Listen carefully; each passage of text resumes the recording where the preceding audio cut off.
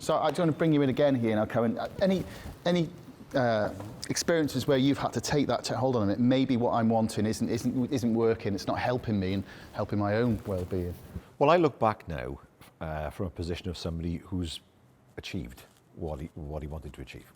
You know, I did want to be First Minister. I'm not going to, say anything different.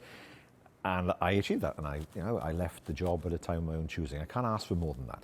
There's nothing in life now I want to achieve. Anything else is an extra bonus.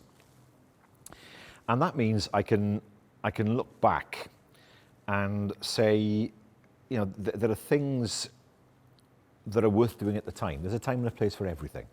And when I was First Minister, that was a time and a place for me. But I knew after 8 years that I was flagging, frankly. I wanted to do 10 years. And I remember it now, speaking to my wife.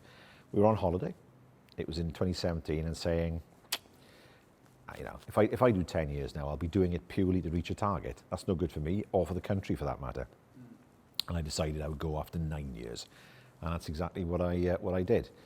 If I'd have done an extra year, it would have been a very unhappy year for me, I've got to say, because I'd been doing something that I really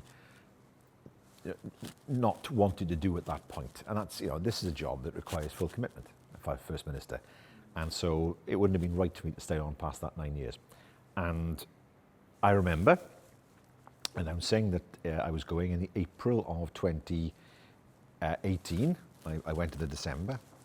I made a speech in Llandudno, announced it. There was an audible gasp in the audience, I remember that, which is, better than people saying, thank God for that, he's off. And came out of the hall, did the usual round of media interviews, and then I joined my team in the Cottage Loaf in Llandudno. Cottage Loaf, know it well. Sat there, they bought me a gin and tonic of all things. Sat there with a gin and tonic in front of me, and it was as if the weight of the world had lifted off my shoulders. And I knew then the decision I'd taken had been the right decision. And I've never regretted it since. Yeah, brilliant. And so I then realised what really my mind and my body had already been telling me, you've done your bit now, it's time to move on. And having done that, it was literally, for me, the best thing I could have done. Yeah, wow.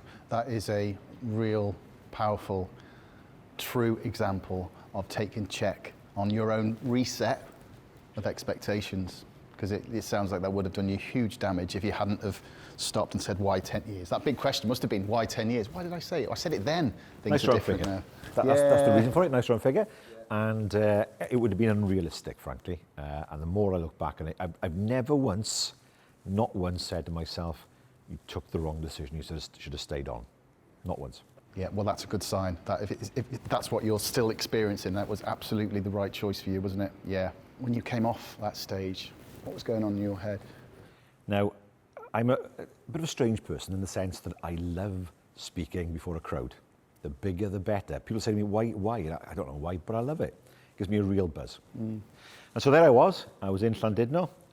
There were very few people who knew I was going to announce that I was standing down. And I thought to myself, well, I am going to be buzzing, hyper after I've made the speech. I'll be that's what really drives me. I'll still be in that zone when I do the media interviews. But the question for me was, as I start to come down from that, how low might I go? So how low did you go? I didn't. And that's why I knew I'd taken the right decision. Okay, what I think I'm going to do is kind of rewind a little bit and go for that full story. When we introduce this thing about expectations central to well-being, because I think what we've heard there, if we go right back to Carwyn actually challenges his expectations of the 10-year, makes that decision because it was the wise decision to make. Fast forward to then you're coming in Llandudno, making that decision, expecting potential low, but not getting that low. So what Carwyn did there is a very interesting piece of resilience. It's taking time, realising it's not working, changing an expectation, and that decision from that expectation was tested when you got off that stage and expected at some point after seeing media a low, and that didn't happen. And that's because that's that authentic and right decision for you. That's really very interesting and a really good practical example of taking some control in terms of your own well-being.